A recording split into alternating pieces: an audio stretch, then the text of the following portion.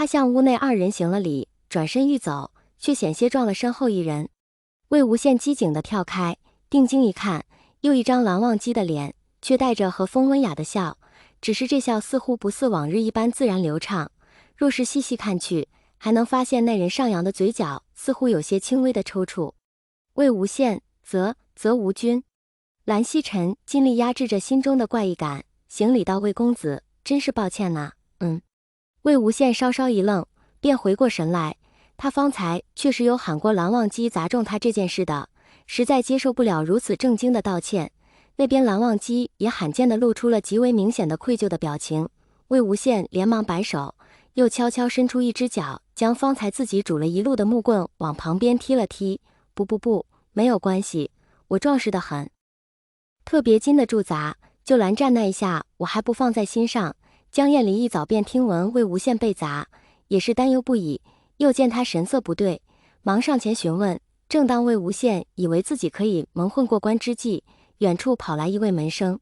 门生叫道：“魏公子。”魏无羡有些紧张，何事？至于为何紧张，乃是由于那门生长得极其面熟，他魏无羡向来记性不好，能让他稍微有些印象的，许是长相奇特，也可能是这人他不久前见过。再联想昨晚目睹自己被砸的江城与他身后一众门生，魏无羡背后渐渐渗出冷汗，开始对门生使眼色。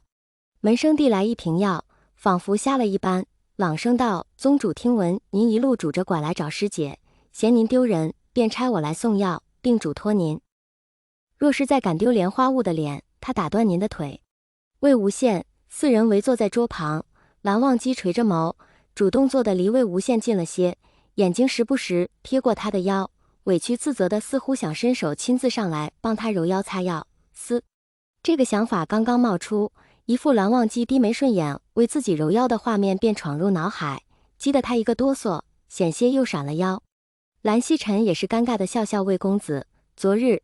魏无羡听着脑壳疼，连忙制止，扶额道：“打住，没关系，别再提了。”可蓝曦臣知晓魏无羡此时的心情，贴心的转头朝蓝忘机道：“既如此，关于忘机为何会突然掉下来？”蓝忘机摇头不知。魏无羡作息与蓝忘机一样规律，蓝忘机是卯时座，亥时息；魏无羡是巳时座，丑时息。昨夜蓝忘机是在魏无羡将睡之际，也就是丑时掉下来的，彼时他已熟睡，接下来就是被一阵失重感惊醒，而后就是砸魏无羡了。魏无羡也一样，不祥的预感只是本能，蓝忘机出现的毫无预兆，再加上他心大，即便有了预感，也懒得睁眼查看，因此他也不知蓝忘机是如何出现的。略微思考一阵，伟大的魏公子将此事件定义为意外。蓝忘机，蓝曦臣，意外。江厌离掩唇，抱歉道：“不好意思，阿羡他平日便如此顽皮，劳寒光君，则无君费心了。”魏无羡解释道：“师姐，我并未胡闹，许是蓝湛不小心碰到了传送符一类的，才会突然掉下来。”蓝曦臣反驳：“可传送符需要大量灵力支撑。”魏无羡举着陈情敲头：“许是蓝湛夜猎不小心招惹了什么妖物，才遭致报复，这也太扯了，那态度一看就是敷衍。”蓝曦臣皱眉：“魏公子。”江厌离也皱眉：“阿羡，你是不是饿了？”蓝忘机闻言，他缓缓扭头去看魏无羡，眼中的愧疚更明显了。确实，魏无羡早已适应当着众人的面认真且正经地讨论他险些被蓝忘机砸折了腰的事实，并未在此事上有过多纠结。至于态度为何如此敷衍，只是被蓝忘机那个眼神盯着，还有蓝曦臣如此正经的讲话，开饭遥遥无期。蓝曦臣，蓝宗主今日第二次道歉：“魏公子，抱歉。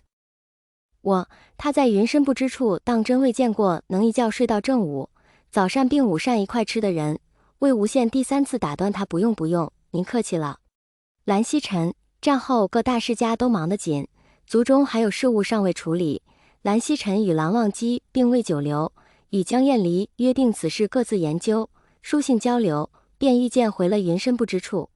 魏无羡借被砸一事，确实如他所想，在江厌离这里讨了好大一桶莲藕排骨汤，瞒着江宗主将排骨吃了个净，一手扶着肚子，一手扶着腰，正要回房，又想起昨夜未被蓝忘机砸吐，还多亏了自己饭后溜得2圈儿蛇，为表敬意，他又点了几个门生，带着他们上街下湖浪了许久，再去帮江城处理些堆积的事务。待到将近子时过了大半，才回房休息。